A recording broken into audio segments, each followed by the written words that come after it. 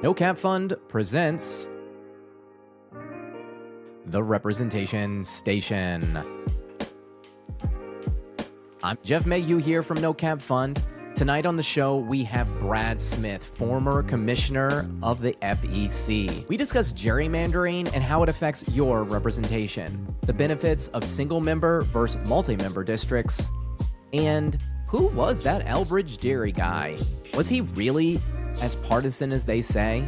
Now, we had a little bit of technical difficulty, so there's some glitching in our broadcast tonight, but it's a great conversation, and we hope you stick it out and hear all about it.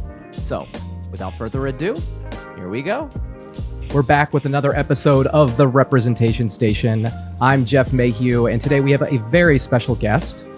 Brad Smith is going to join us today. Brad is a father, law professor, and lover of liberty and dogs. He is a former FEC commissioner and chairman of the founder of the Institute for Free Speech. But before we get to Brad, let's bring in our co-host and our president, Walter Clapp. Walter, why don't you introduce yourself to the lovely audience tonight? Hello, everyone. Hello, Internet. Hello, Americans. Free speech is at the heart of representation. I know this because I'm a lawyer. And tonight we have a lawyer. I'm very excited to have him. And if you haven't, go read the Declaration of Representation at www.y435.org. You can learn more about me, the team, Mr. Smith. You'll be able to find a recording of the show. Share it with your friends and family. Give a like. And I will pass it to Roger. Good evening, everyone. My name is Roger Scott, coming to you from North Carolina. I am also a husband and father and a lover of pets. We have a cat, although she's gone fugitive. So, my personal audit of the U.S. government right now results in a failure, and a big part of that is the lack of representation in Congress. So that's why I'm here. All right.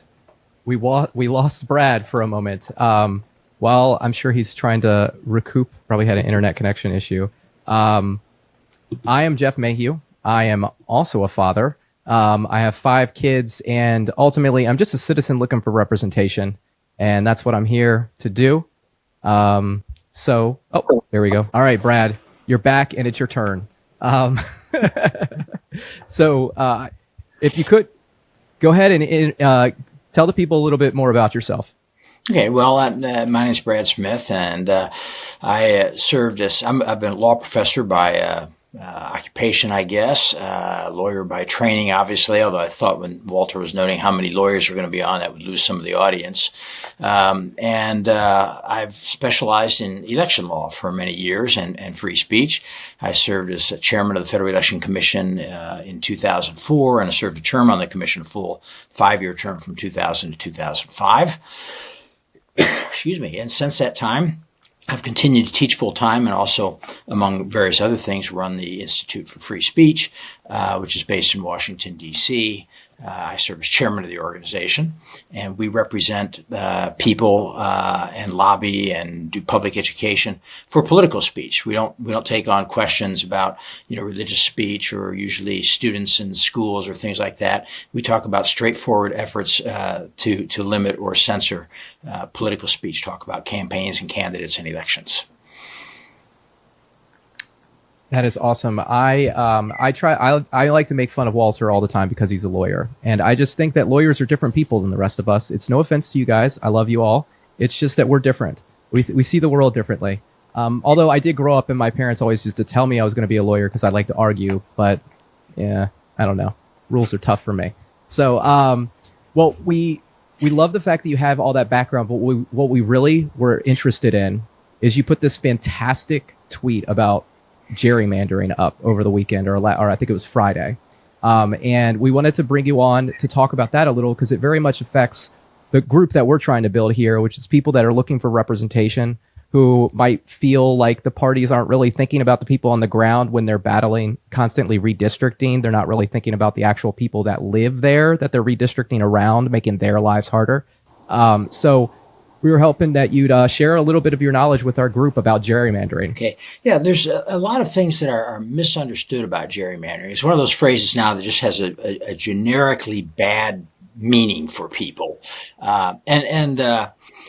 I think it's unfairly maligned. I'm not saying that gerrymandering is a good thing. Rather, my position is that basically it is a thing, and it's not a thing that you can do much about, nor is it an unequivocally bad thing. And it is not really what ails our democracy, at least not in the way that people think it does. So to give just a few primers on it, you note that what constitutes a gerrymander? Well, people usually think of a strangely drawn map of districts that's aimed to elect people of a particular party in numbers greater than the party's total vote share in an area. That's generally what we mean by gerrymandering.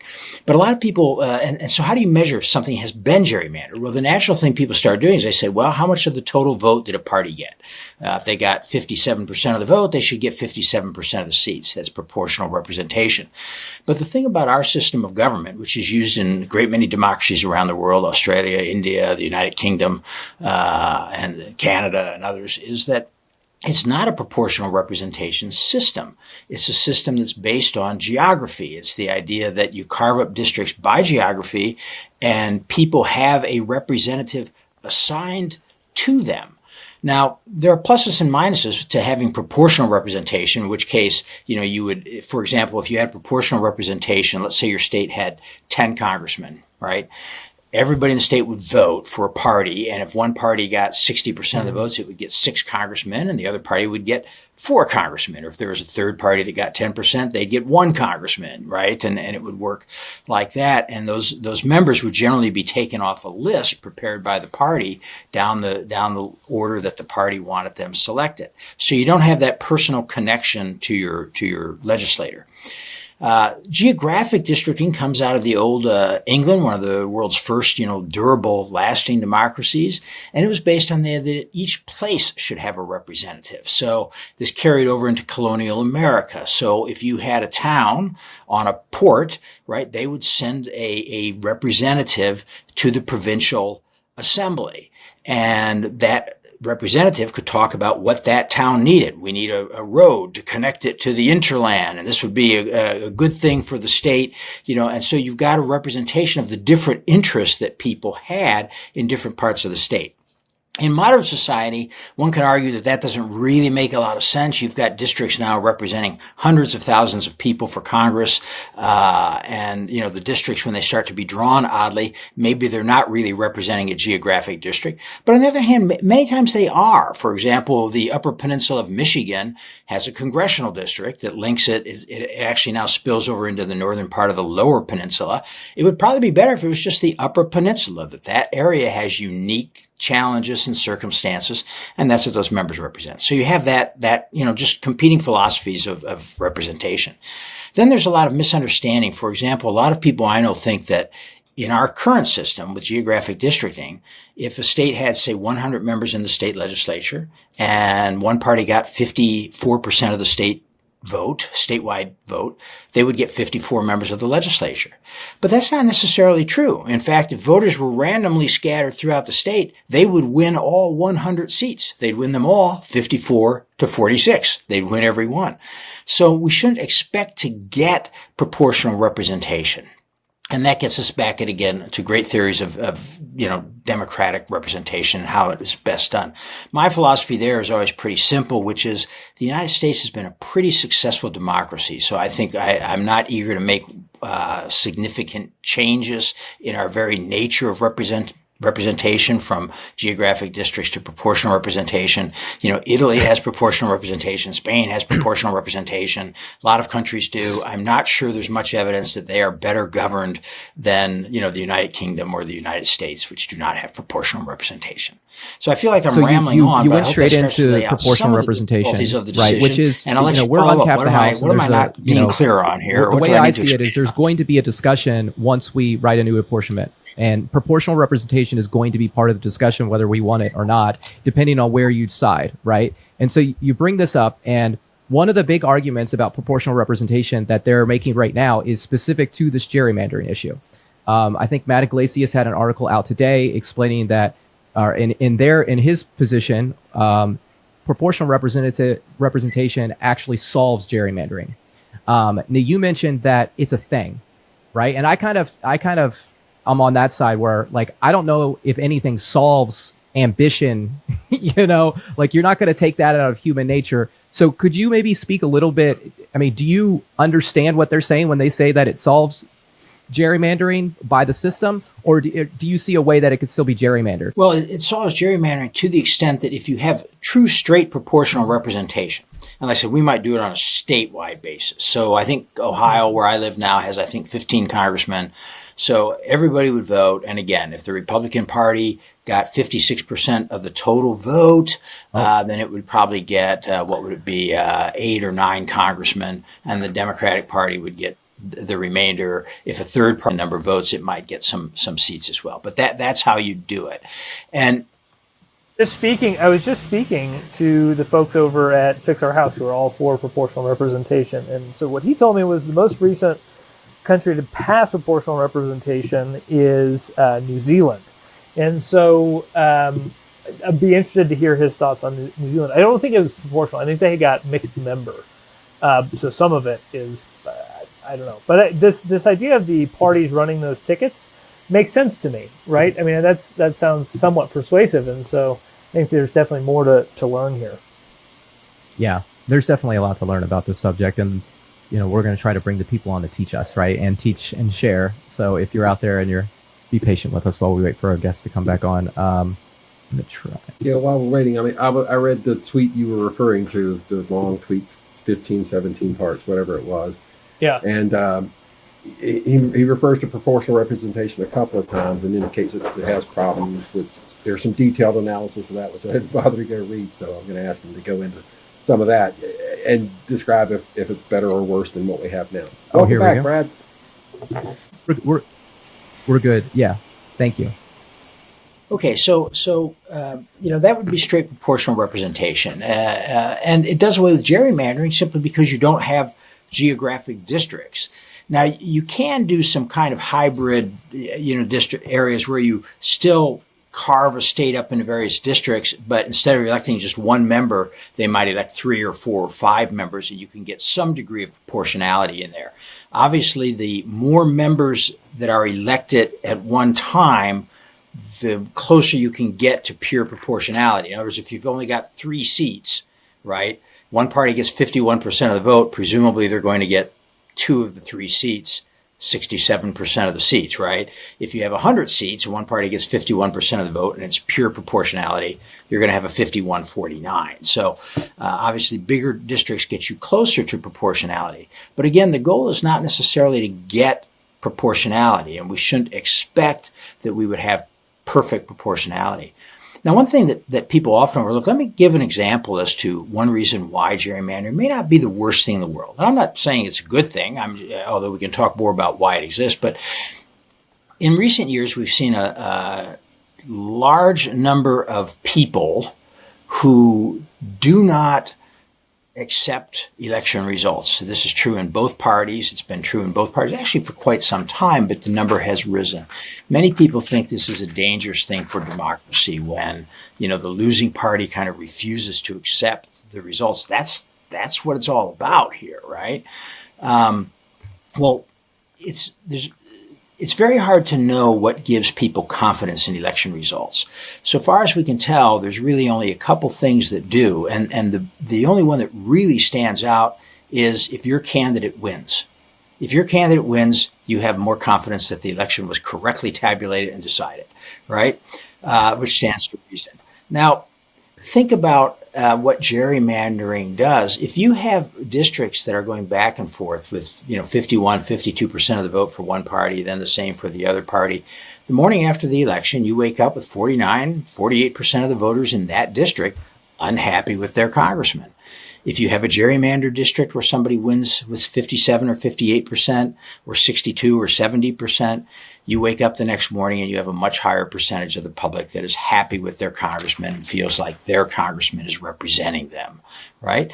So, that's one way to kind of start thinking about things. And it's in a sense what the whole idea of geographic representation is about, is that people have things in common because of their geography. So again, this idea that gerrymandering is totally awful in every way, I think is not true.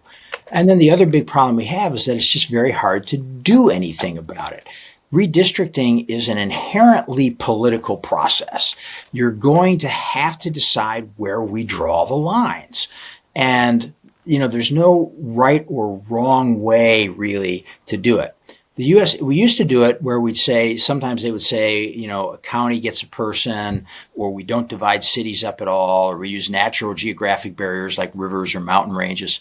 But back in the 1960s, the Supreme Court held that each district had to have equal population. So that means that you can no longer follow those other political lines or those natural boundaries like rivers or mountains or deserts or something like that. You have to equalize the population, which means you have to often cross those lines. And especially once that's the case, there's any number of ways that one can do it. So if you take a situation, and again, I'll just apply it to, like my situation. For many years, I lived on the north side of Columbus, Ohio. Who do I have more in common with? Columbus City residents living on the south side, or Columbus City residents living or not Columbus City residents, I mean suburbanites in the near-in suburbs on the north side, who I'm actually probably closer to geographically and probably have more in common with in terms of social political status and the types of neighborhoods we live in and the types of problems we have, right? You can draw the line either way, because I also have something in common with people in the south side of Columbus when it comes to, Columbus getting grants from the federal government and certain things like that, and policing policies and so on. So you have to make these choices. You have to decide, do we want to keep certain minority groups together? Do we want to create districts where blacks and Hispanics can elect the candidate of their choice? Some people think we do. In fact, the Voting Rights Act actually requires that in a great many cases. So Congress has apparently thought that at times, right? So we have to do that. How do we put those groups together? How much do we change from a compact district to one that sprawls a little bit in order to create a district where a minority population, typically blacks, Hispanics, could be Asians, could be other groups, becomes the majority? Do we do that for groups such as Jewish groups? Do we split groups if it is necessary to hook other groups together into one district? And all of these questions, again, are political, and the line drawers are going to know how people vote. If you're creating a district that is mostly consists of African American voters, it is very, very likely to elect a Democrat. That's just the reality of voting patterns in the United States. The map makers know this, and they know it to a great degree of certainty. They know that people who water ski tend to vote Republican. I mean, there's all kinds of data out there now that you can use. It's amazing how much they know about the voters. Like I got involved recently with politics and I was shocked at the way that the local politicians, the local party people talked about us. Right, like we were just a number. Like they knew where we all are. We knew who we voted for. It was very eye-opening to me. So like you're dead right. Like they know what they're doing. They know what we're doing, and they're trying to make us maybe go in a certain way. And I think to your point here, you're trying to say like sometimes that's a good thing. Sometimes they're trying to put you to somebody that can actually represent you. And I think your thing about the 57% or so and people feeling confident, it almost sounds a little bit like the concurrent majority. Right, of having like 2/3 of Congress, doing something big. Because if everybody's like in agreement so much, then it must be good and moving in the right direction, or at least you have a majority of the people on board. Is that kind of the theory here? Is it like a people thing? Yeah, I think that's right. That we want to see that all parts of the state are represented. Sometimes you'll hear people say, it's not fair. Why should one group appear to have, so to speak, more power? They get 53% of the vote statewide and they get 60% of the seats or 56% of the seats or something. But it's never quite so simple, because politics is extremely complex. So, for example, People living in urban areas generally have more political power than people living in rural areas. That's where the newspapers are. It's where the broadcast stations are. It's where the banks are and the industry. Because they're geographically compact, it's easier to organize. It's easier to organize a protest. It's easier to organize a meeting than if you're off in an area where the population is very thinly spread. And it's not irrational for voters in some cases perhaps to say, it's okay if we gerrymander the districts a little bit so those rural folks seem to get a little bit of extra representation. You can alter these things around. It's, again, the point I'm saying is that there are a great many value judgments that have to come into play here. And it's just overly simplistic to say we want proportional representation. If we want proportional representation, we change our whole system. We should go to proportional representation. If we're not going to do that, then we need to recognize that you're going to have some degree of gerrymandering. That's just the reality of how it's going to be. And people can't even decide what they want. Do they want competitive districts in which the races are close, or do they want safe districts so that office holders have more leeway to strike bargains maybe and not be constantly worried about reelection and not having to raise money all the time for their reelection? There's these kind of competing demands as to what we want from districting. So let me get Roger in here. I know Roger wanted to ask you a question about proportional representation. Well, yeah, I want to do that too, but just in the course of listening here, why can't we put the mathematicians in charge, the eggheads at the Bureau of Weights and Measures? Put them in charge of redistricting. They can build models with the constitutional constraints. They can build models that take into account the size of the state. Put the mathematicians in charge. All right? Well, you Let's can. take some of the politics out of it. Those kinds of proposals have often been floated. They've been voted on. Years ago, when I was living in Michigan, they had such proposal on the ballot. Voters voted it down. And one of the problems with that kind of proposal, I mean, it may be a good idea, by the way, but the argument contrary would be you still need to make political decisions. Do I want to create a majority-minority district? That is a district that is majority, for example, African-American, so that they can elect an African-American representative. Do I want to keep the Amish together? Or do I split the Amish up to get other groups, into certain, districts? So you still have to make political so you could put the mathematicians there and say, just draw the most compact districts, and that could be your criteria. But recognize that in itself is a political criteria, Roger. Just the constitutional constraints, whatever the law says the constraints are, that's it. Draw the lines. Constitutional constraints are political choices themselves. The constitutional constraints are choices.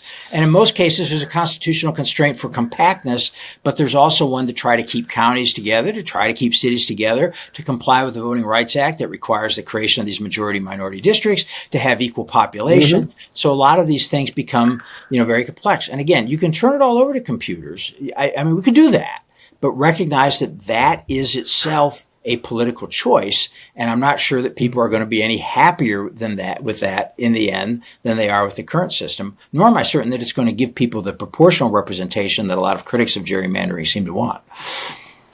Well, I think, hearing you talk, and I think you make some good points, especially about the computers. I'm always hesitant to put the computers in charge. I know Walter's really terrified about the AI. We might talk about that later today. But I think what, our ultimate goal, right, is to uncap the House and to make those districts smaller. And I think at the bare minimum, when you make those districts smaller, you make it harder to effectively gerrymander. Well, let's put it this way: you give people better representation, because ultimately, what you're talking about, the political decisions are about how the parties are run and how the sausage is made. But the reality is, what people really care about is, are they represented, and they want to be represented. And I think if you made the districts smaller, you might actually get more districts with that 57% than you wouldn't. And here's the thing that I think is beautiful about America. If for whatever reason, something really awful in the world happens, you're typically going to get people switching sides to make a 57% in a small group. Okay? And in a small group, you can have better conversations. You can have more reason. You allow the virtue of man to kind of flourish. If you have a large group, all right, you're at a football stadium. We've all been to a football game, right? And over the years, it's gotten increasingly more unruly. They've added alcohol. It's entertainment, right? But if you go to your friend's, house and you play in a fantasy football league, you have a good time. It's safe. You feel comfortable. You feel like your voice gets heard. You have a little say in the game, a little skin in the game. So I think, again, for us, or at least for me, my position as a citizen, I want representation. I want to be able to talk to that person if there's a real issue. And if I want it to be in a small room so my voice can get heard. So I think overall, that's at least we can maybe come to agreement that making the district smaller would be better. I think it's true that if you shrank the districts, first you're more likely to get something approaching proportional representation. As we talked about earlier, the more members you have, the easier it is to come close to that. And you could do that while still preserving your geographic districts. But I think generally the other reasons that you stated, Jeff, are correct here. And I think that would be a potential benefit of going to smaller districts. The one other thing I'd suggest is, I do think that, now we have mid-decade redistricting going on. I don't think it would be a bad idea for Congress to pass a law, which they have the authority to do, to say states can only draw their congressional districts, once a decade in the 2 years immediately after the census. That might help to cool down these battles. You get one crack at it, and that's what the districts say. Because note that the districts will change over time. And one thing about gerrymandering is it is somewhat self-checking and would be even more so with smaller districts where you'd have fewer voters. That is to say, if I gerrymander too well so that I win every seat with 50.5% of the vote, right? Only a very small shift in the voting public opinion, it means disaster for my party. We're going to lose every seat with 49.5% of the vote. So, gerrymandering has that self-checking feature, and that feature would become even more pronounced with smaller districts because it would take a shift of fewer voters in particular districts. All right, Walter, you're up next. So many questions. I literally have like 4 pages of notes. What would you say ails America, Mr. Smith? Would I say ails America? Yeah. Well, that's a big question. I think politically, I think often there are unrealistic. Is it education? How about this? I'll make it easier. Do you think that our fundamental problem is in some ways education? Yes, I think one could say that. I think there is a lack of a shared culture and a lack of a shared knowledge of history, which is part of that shared culture. And I think there's a lack of perspective, which I don't think our colleges have handled well in recent years. It seems like our colleges and universities seem to want to affirm whatever the students believe. The students come and say, I'm concerned about this. And the professoriate and all the administrators say, yeah, that's a big problem. You should be concerned about that. Rather than, providing some perspective sometimes and saying, well, this is a problem, but, we've faced similar problems before or bigger problems before. And I do think that creates a sort of the winter of our discontent type atmosphere around politics where people sometimes, don't quite realize how well we're really doing. It's not to minimize the hardships people have or anything. But for example, I saw a report the other day and it was talking about how baby boomers were so lucky and they graduated into this booming economy with all these jobs. Well, I'm a baby boomer, and when I graduated from college, the unemployment rate in Michigan, where I lived, was over 10%, and the inflation rate was that high. And when I went out to buy my first house, the interest rate was 16% on a mortgage. You try buying a house at 16% interest. Now, I'm not complaining, nor am I trying to minimize the challenges that today's young people have, Gen Z and millennials have. Rather, I'm just trying to say that, if you go back through history, every generation faces challenges. And the point is that we used to be an optimistic nation that kind of came together to attack those and address those. And now it seems we spend all our time moaning and bad-mouthing. So that's a pretty high-level answer, but that would be something that at least has been a concern to me. We're miserable because the house is capped. So I agree with Walter. Go ahead, Walter. But I need to get in here. Go ahead. Yeah. Well, so this leads to, I think, what we were talking about, like 50.5% districts, right, is kind of this, I think the result of like the polarization and the fact that we don't have shared facts, right? And I remember I read Party Polarization in Congress back in undergrad. This would have been like 2008, I think, right when it came out. Sean Theriault. And, I think that's one of the problems with gerrymandering is from my perspective, the safe districts do lead to people pandering to, the party primaries where people are just more extreme. And so it's just like kind of the self-enforcing cycle. And I wonder, what would you think about a uncapped house passing a rule that a district, in the gerrymander is a certain percentage. There's like a minimum percentage, say 75%, right? So that are staying far away from that 50%. Or has it been tried anywhere and failed? I'm not quite sure I understand. You're suggesting that there should be a minimum party identification of or what's the 75% figure?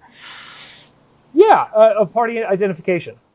I mean, I think that's going to require gerrymandering in some areas. I mean, some areas, let's put it this way: if you're trying to draw a district in urban Chicago, right, you're going to have it. It's going to be 80 or 85% Democratic, unless you gerrymander the heck out of it and try to run all these little lines out to the suburbs and stuff. But there's going to be other areas where you're just not going to have that. You're going to have close to 50-50 splits. And that's part of what geographic district is intended to capture.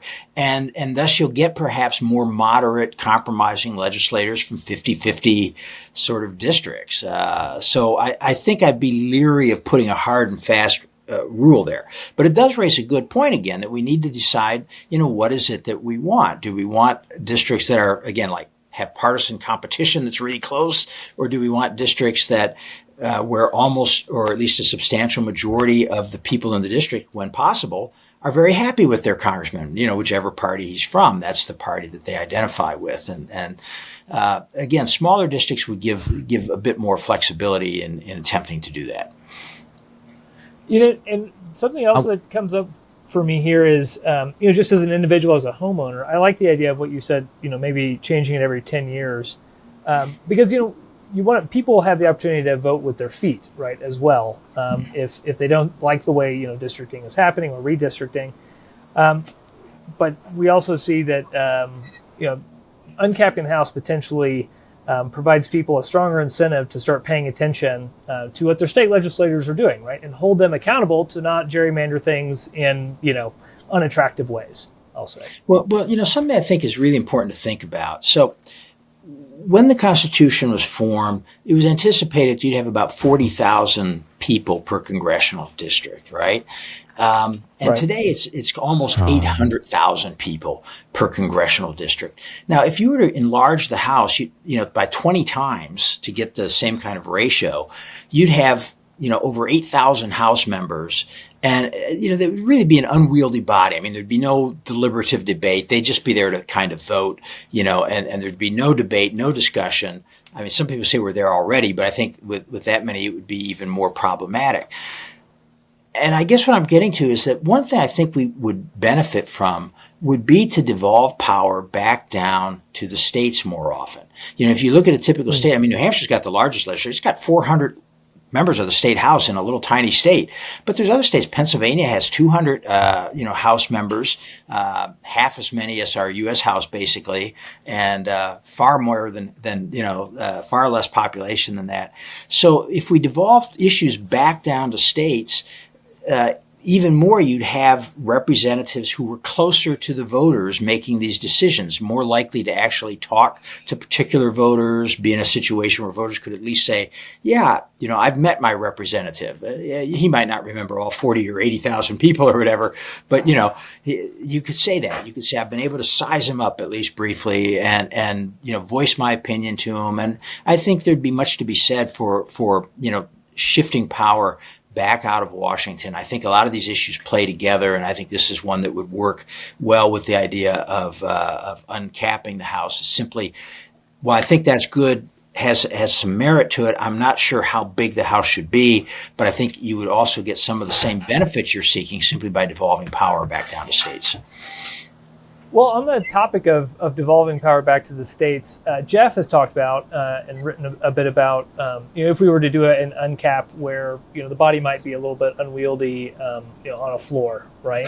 Or even in handling committees, maybe you have a House branch, one body, but 4 branches, think Federal Reserve, in Cincinnati, Ohio, right?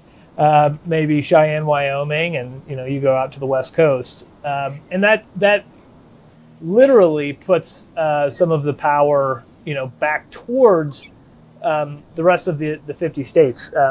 What do you think of something like that? Well, I gather you think of sort of a multi-tier system almost, where you sort of we have like 4 or 5 or 6 houses which are handling laws in their area, and then it still devolves up and has to be approved by maybe the entire body or something like that. I guess my only thought, this is not the kind of thing I would reject out of hand or reject at all necessarily. It's always the kind of thing that strikes me as a fairly major change. So we would need to think about that in great detail, and it's going to require hard. institutional management. I think the first step probably is just to think about what would be a realistic size for the House. And again, you might disagree. In my view, having 8,700 members or whatever, I think would be too unwieldy. But I think we could go bigger than 435 and probably quite a bit bigger. And I think that would have some benefits. Jeff, Go ahead, Jeff. Hold on. So I want to go back. All of this kind of connects to one thing for me is Walter proposes that education is the biggest problem that we have.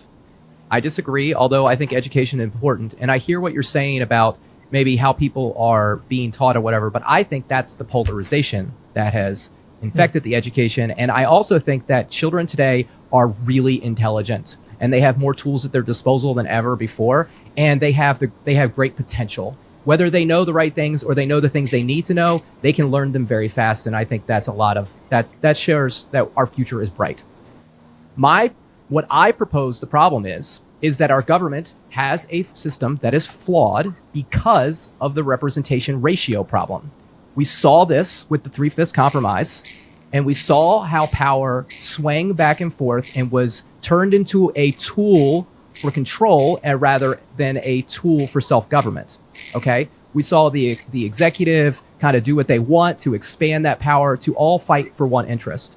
Now, we've resolved this with fixing the ratio with the 14th Amendment. Okay, we balanced representation because there wasn't this outsized variable that was tilting power in one direction. However, after the Gilded Age and the influx of immigration is the reason that we ended up capping our House. It was the rising population. It wasn't just immigration, but that was part of it. And one of the main debates that they had from 1920 to 1929 was about who we should count. Should we count all persons? Or should we count just citizens? Because we didn't have this many non-citizens before. Well, we did, but we had this other problem that we were working on.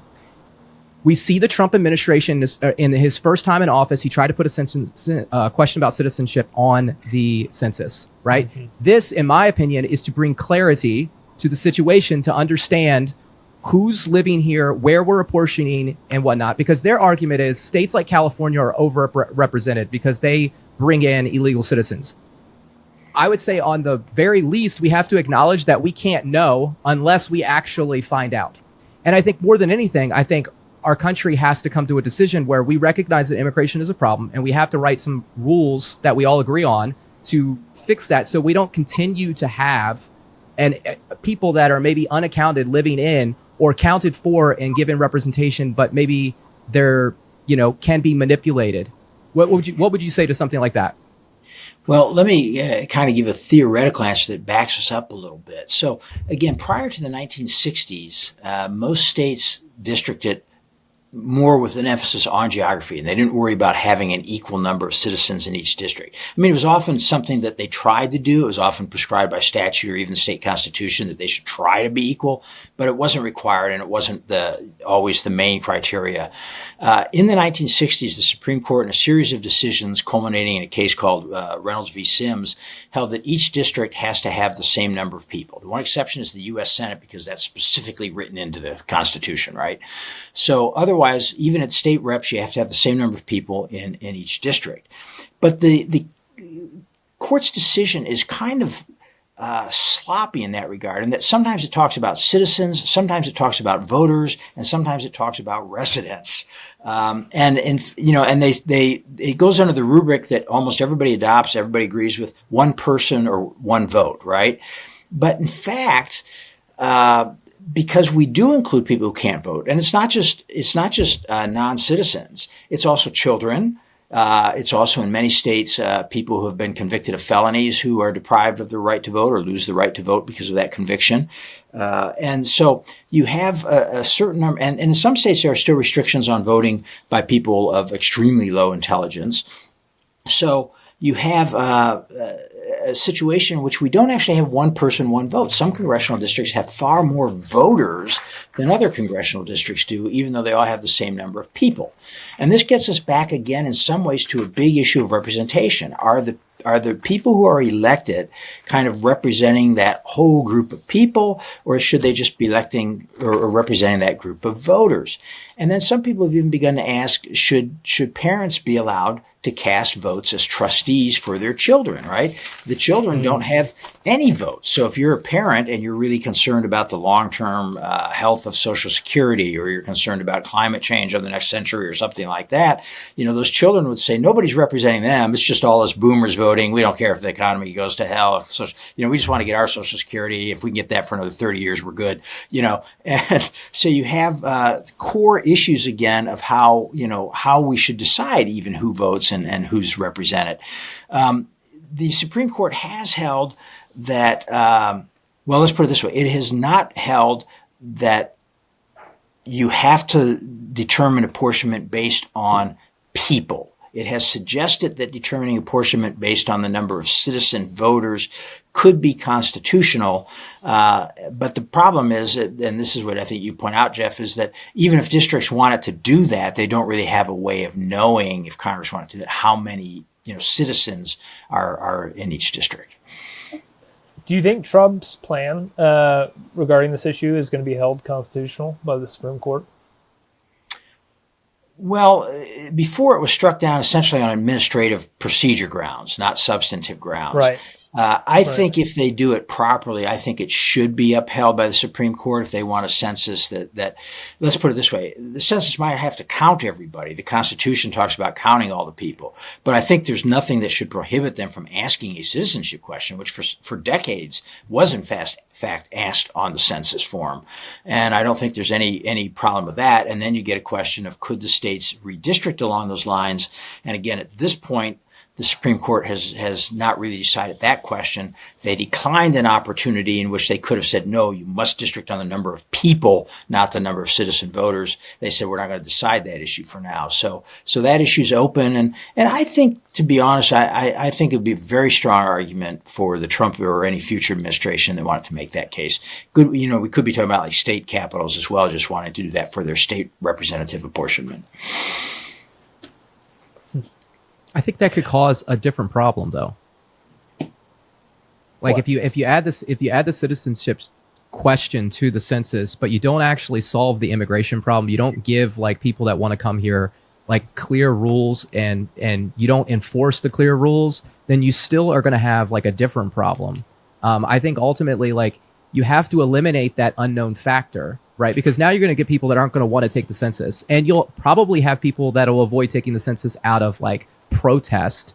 Some organization will say, oh, if they're not going to count them, they're not going to count me, right? And you're going to get a different problem. I think the point of the census is to count the people and to apportion them representative, to give them power. And I think that if you're going to have people in your country, you should have, like, there should be rules, and they should be enforced, and everybody should be agreeing upon them. And that will give clarity to the census, and that'll fix the representation ratio problem. It'll never be perfect, right? Madison never thought that it would be perfect, but it would be good enough for us to like have conversations together and to like work forward as opposed to fighting each other. Yeah, no, I think there's something to be said for that. And it just shows again that so many issues are interrelated, and sometimes solving one issue creates another problem. It kind of goes back to what I was saying earlier. Every generation faces its problems, and often when they tackle those, it creates another problem that emerges down the line. But hey, I was looking and because something else you said, Jeff, and I told Walter and you at the top before we came on the air that I really wanted to talk for a minute about Elbridge Gerry, and I've held off so far. Yeah. But you mentioned the 3/5 compromise in the Constitution. And so I wanted to say a few words about Elbridge Gerry, or as most people believe now, he pronounced it Gerry, Elbridge Gerry, because nobody knows this, right? This term is gerrymandering for Elbridge Gerry. So who was Elbridge Gerry, right? I don't know how many of those in the audience would know that. Elbridge Gerry was a state assemblyman or a provincial assemblyman in Massachusetts. He was elected to the Continental Congress, and he was a signer of the Declaration of Independence. He was one of the more important speakers in the constitutional or in the Continental Congress. There's Adams and Franklin and Jefferson. And then in the second rank, you had guys like Elbridge Gerry and John Dickinson. Very important. He was very important in getting supplies for the Army, one of the more outspoken members of Congress. He goes back after independence to Massachusetts. He serves again in the state legislature. They send him back to Congress, where he signs the Articles of Confederation. So he's one of the people who signed both the Declaration of Independence and the Articles of Confederation. And then he's sent back to be in the Constitutional Convention. At the Constitutional Convention, again, he's one of the more outspoken members. And he would have been, along with, I think, Roger Sherman of Connecticut, I think would have been the only two people to sign all three documents, the Declaration, the Articles, and the Convention, except for he declined to sign because it did not include a Bill of Rights, and he really thought it needed to have a Bill of Rights. And, okay, so we've got Elbridge Gerry. He goes back to the Constitutional Convention. He doesn't sign it, right? Because one of the other things he was upset about was the 3/5 clause. He didn't like the 3/5 clause. He thought that was a real problem, and he wanted to get rid of that. But in any case, he doesn't sign. But after the convention is ratified, Massachusetts again sends him back as a congressman. So now he's a congressman in the U.S. Congress, and there he's instrumental in the Bill of Rights. He's one of the prime movers of the Bill of Rights after Madison. It's probably due to Elbridge Gerry that we have three features of the Constitution. One is the Fourth Amendment against unreasonable searches and seizures. Two is the right to assemble in the First Amendment. That was an Elbridge Gerry pet project. And the third goes back to the original Constitutional Convention, which was Gerry lobbied for the idea that senators would vote as individuals rather than vote as a state delegation, and that's why senators vote individually and can be from different parties in the same state. So he goes on from that. He becomes governor of Massachusetts and eventually becomes vice president of the United States. Right? He was known as one of the least partisan guys in early American politics. He took forever to join either of the two major parties that was coming up. He was a electoral college representative for John Adams in 1796, the Federalist candidate. But in 1800, he backed the Republican candidate, Thomas Jefferson. Right? He's like a totally nonpartisan guy. And the only thing that any American remembers him for is that as governor of Massachusetts, he signed this redistricting bill, which he didn't even write. The legislature wrote it. He just signed it. And that's the only thing we remember him for. And he's really if you think about it, one of the most distinguished people in American history, and he deserves better. So that's my Elbridge Gerry rant, which I always like to do. Many do. So I love that. And you just gave a perfect example of why good people don't get into politics. Because it doesn't matter what you do. They're going to find the thing that they don't like, and they're going to make you be that thing, whether you want to be that thing or not. That's just living, though. You just got to let the haters slide off the back, because they're always going to be there. I wonder, so you mentioned Elbridge Gerry. He was instrumental in the Bill of Rights. Walter, I think, mentioned earlier, or if he hasn't, he will soon, is that the first original amendment was supposed to be a right of representation. However, there was a mysterious error in there. Do you happen to know, was Elbridge Gerry involved in that at all? Was there a plan somehow to not have that in there so they could balance the 3/5 compromise? I don't know. I don't know the details. And I can tell you one thing, which probably won't go over big with you guys, because this is one thing about Elbridge Gerry did not like direct election of representatives. He thought they should be elected by the state legislatures. He just thought that the voters could not know enough to elect congressmen. But here's a plus, right? He said 40,000 people. They're not going to know who they're electing. They're not going to know the issues well enough. So he would have, in that sense, probably favored smaller districts. But he was not, in that one respect, a man of the people wanting to trust the voters with everything. There were a lot of founders that did not really trust the voters. I've read several books on this, and as a regular person, I kind of always had this, I watched a lot of TV, right? And America is glorified in this way about how we've come to compromise and everything. And when you read it and you go, man, these people thought we were stupid, But in reality, when you read about the times, you kind of start to understand what they were talking about. And I think I kind of understand today is but again, back to my point, I think people have more tools at their disposal today than they ever have before. Education is a higher level than it's ever had before. The problem is the communication. And ultimately, that's kind of what they were talking about, when they were talking about representation. They were trying to put it in a geographic area, put like people together, and give them somebody to speak with to solve their problems if they had an issue. And if you made that group small enough, you're less likely for bad things to happen. Yeah, I mean, size is a problem there too, in the sense that even with modern communication, right? And of course, they didn't have that then, but even with modern communication, how much do people really know about how, so to speak, other folks live? You know, if you go to downtown Oklahoma City, you'll see oil rigs pumping away in downtown Oklahoma City. You don't see that in Boston or Washington, D.C. or New York. And, you know, it's not that these people are bad people or that they would purposefully ignore their other citizens necessarily, but they really don't relate to the different lifestyles that people in different parts of the country have. And it works both ways, of course. And that's one reason why I think geographic districting has merit, that it's an important aspect of representation. And it would be an argument in favor of trying to get to smaller districts as well, or devolving power down to states where you can have more smaller districts. I see we're running a little short on time, and I've got a whole page. I want to just touch briefly on your thoughts on Elon's new party. Sure. One of the interesting things here is that under our campaign finance laws, it is pretty much almost illegal to start a new party. That is, Elon Musk can give a lot of money to a super PAC, but he can't finance a new party and pay all of its fees. And, you know, it costs a lot of money to start a new party just to handle the bureaucratic requirements of campaign finance laws, of state delegate laws, getting on the ballot and all that sort of thing. Literally cost millions of dollars, and state parties and any party is sharply limited in how much money it can take from a contributor. So it's kind of like, you know, if you want to start a political party, it's just like if you got a new business, you got to go on Shark Tank and get some capitalist to invest in your, you know, project and get it off the ground. And if you can't do that, it's very, very hard.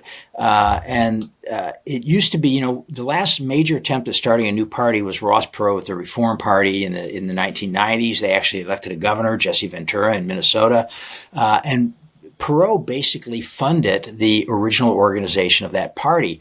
So a few years later, in 2002, Congress passed the McCain-Feingold campaign finance bill, in which they essentially made it illegal to do that anymore. So, you know, the law makes it extremely difficult to start a third party. And then, of course, there's just the popular resistance. People are used to voting Republican, Democrat. They might vote for Musk Party, but only if they think Musk Party can win. So he's got to get to the point where people think he can actually compete with one of the other two parties. So I hear what you're saying is that if Elon wants to make real change, what he should do is uncap the House with us and not go out and start a new party. That might be it, or maybe he just needs to try to capture one of the existing parties. Because well, so my theory is the party that decides to uncap the House is going to win a supermajority for the next decade, and the loser is going to be fundamentally transformed. Right? They're going to be a shell of themselves for a while, and then they'll figure themselves out and start to build again. Sorry, go ahead, Roger. Well, no, and following on your point, a point you've made before, what party, which is the only party that's put forward any bills whatsoever in the House, any resolutions in the House aimed Democrats. It's the Democrats. I know. And it's funny, our last 6 guests have been Republicans talking about how we need to uncap the House, but we can't find a member to do it. We're going to convince Harriet Hageman. Hageman, if you or your people are listening, just remember this. And the other point I was going to say is, and you've probably seen me post this on X about a bazillion times, but whatever particular reform you support, your chances of success improve when we uncap the House. Marginalize the extremists. Good ideas will be more likely to be adopted. Well, I think the other thing if you're looking at it from a fundraising standpoint and growing a party or sustaining a party, you're giving people power, and people right now feel powerless, right? This is powerless. It's true. But I mean, and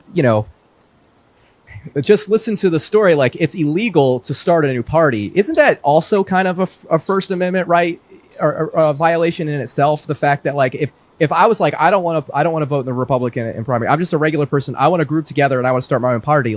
It's too hard. You can't afford it. You can't fund it. It's isn't that kind of against the fact of our right to like group together and organize. You know, We need a test case. Put Walter on it. oh, where did Walter go? Now we're losing Walter. We got internet issues tonight, guys. It's everything west of the Appalachians, right? You and I are fine. Well, I can tell you, that first I want to point out it's not technically illegal to start a new party. It's just to be sure that people caught that right, so that practically speaking it is. You can't comply with everything, but there's not a law that says you can't start a new party. But yeah, too many tripwires. It's just very extremely difficult to do.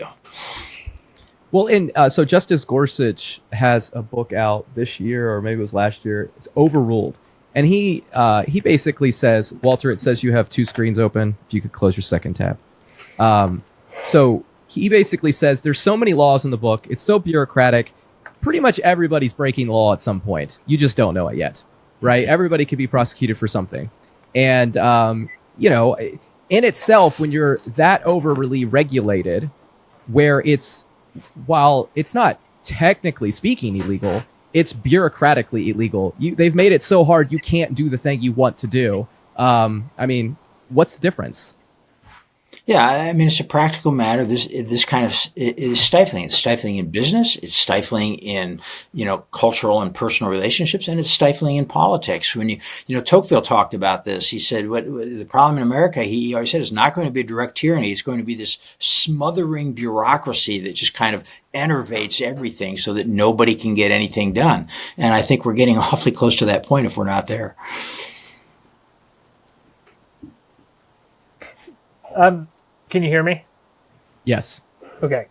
I think that brings us close to Citizens United. I mean, first, has it lived up to its expectations? And I guess in your mind, has it maybe not gone far enough? If Elon Musk can't use his money to make a new party tomorrow, is there really, this true free expression of money as speech?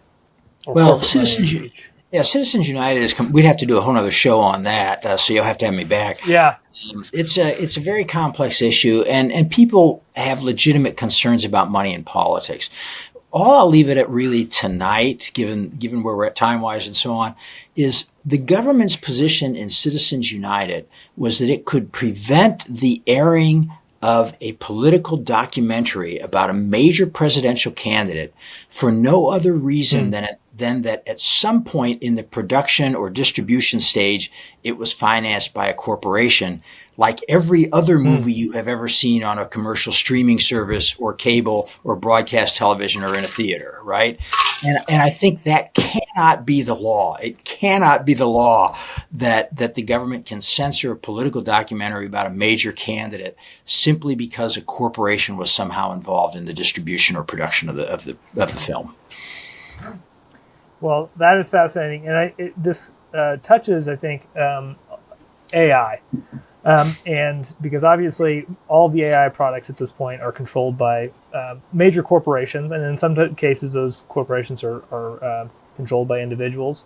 Elon Musk is famously very worried about AI. Simultaneously, has one of the largest AI server farms located in Memphis, where my undergraduate alma mater is.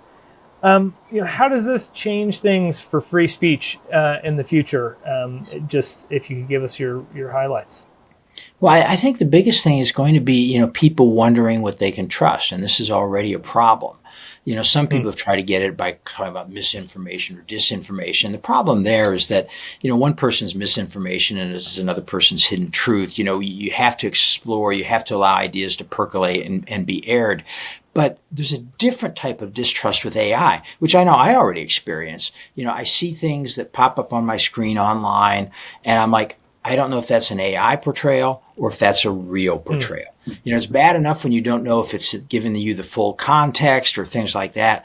But now with AI, they can create such realistic images and, images of people speaking and saying things that they never said.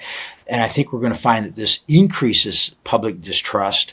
And this is going to pose problems, I think, for government and problems for democracy and elections. And I'm not really sure what the answer is to that. I think Roger knows, but I don't. Smaller districts.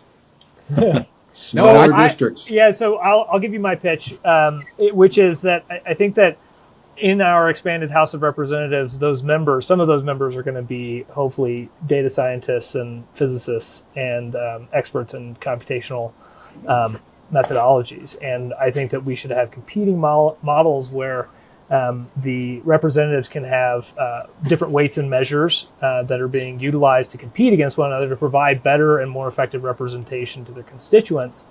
And that those will be able to hopefully proliferate and check one another to provide trust. Because I don't know about you, but I'm at this point where that question, who do I go to for trusted information, is increasingly a more and more difficult answer to find. Calculus, a difficult calculus. And I think that's true for every single one of my clients that I talk to. This includes large entities, small businesses. And so I think having that trust is the foundation of our economic engine. And so I 100% agree with you there that the challenge of AI is trust. And I think it's a fascinating topic, and I really look forward to having you back. And that's going to be September. Do you remember the day? 22nd is when we're going to be having former FEC Commissioner Brad Smith back. We look forward. We're going to dive deeper into these topics and many more. Jeff, Roger, we can go around the horn before we close out. Yeah, so Roger, go ahead. Well, my only sort of closing comment is there earlier in the conversation, Brad said something about the countries that are not like the U.S. that have more proportional representation, Spain and a lot of Europe and so on and so forth. I keep thinking of the happiness index, right? You've seen this for the past 30 years or whatever. There's an organization that does this, and they give a list of the happiest countries on earth, and it's in Forbes and it's in World News, whatever. And it's been a long time since the United States was even in the top 20 of the happiest countries on earth. And when I look at the countries that are consistently up there, they have much better government, in part, I believe, because they have smaller districts, right? They're closer to the cube root function. So, Brad's comment was that he's not sure that countries that have that proportional representation are better governed. Can't argue with that. He may be right, but the people are happier. And that brings up New Zealand, which I meant to ask you about, Brad. I know that they've got, I think, mixed member districts, and I think they're the most recent folks to switch over to this. Maybe when we come back, we can talk a little bit more about New Zealand. And I think the different instances of democracy in Europe or democratic republics are a fascinating place to go. Switzerland often comes to mind for me, and often the pushback is, well, America's so big and diverse. I think that pushes us towards, okay, so we need, better, more granular representation. And I think maybe you'll agree with me. Yeah. So, Brad, closing words from you before we get out of here? I'll just go back to saying, I think the kind of solutions we need to be thinking about are things like raising the size of the house. I don't know what that number should be. And I'm not, I'm not like 1,000%. That's it. I don't think there's any magic bullet, but these are the kinds of things we should be thinking about. And the point of the gerrymandering thread that caught your attention initially and got me this invitation was noting that gerrymandering is probably not that big problem. And to the extent that there are certain problems we associate with gerrymandering, there's probably better ways to address them. And one of those might be, in fact, again, devolution of power, smaller districts. Those might be more realistic solutions. I 100% agree with you. I appreciate you saying that on our show, because that's what we're all about here, is uncupping the House, expanding representation. To the last 2 points that you and Walter were talking about, campaign finance and AI, what I'll say is a smaller district creates better communication among the people. That helps with your AI problem. What I'll say with the campaign finance is a smaller district means less money that's required to win office, which means it lowers the concentration of money in that particular place. It gives somebody that's maybe not wealthy a chance to win. An actual grassroots candidate can build within a party and work their way up. So I think that whether you are out there and you're worried about AI and you're worried about campaign finance and you are part of a reform effort working on these issues, like Roger said, your chances of being successful go up if you uncap the House. And when you uncap the House, there's going to be a whole bunch of positions of power that are going to be up for grabs, and you're going to have a voice, and you're going to want your voice heard. So come support No Cap Fund. Go to www.y435.org. You can sign our declaration, you can sign with the volunteer, and you can spread the word. So thank you for joining us tonight. Brad, thank you so much for coming on the show. This was a lot of fun. I can't wait to talk to you again. And peace, love, and representation. Thank you. Ciao.